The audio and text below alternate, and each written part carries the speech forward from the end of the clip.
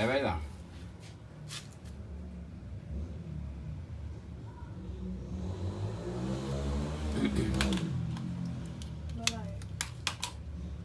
Ah, ese del abanico.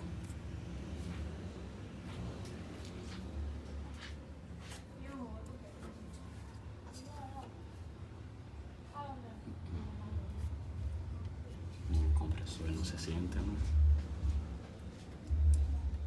Viste lo que se disparó ahí. Ok. Muchachos, estamos en vivo y en directo.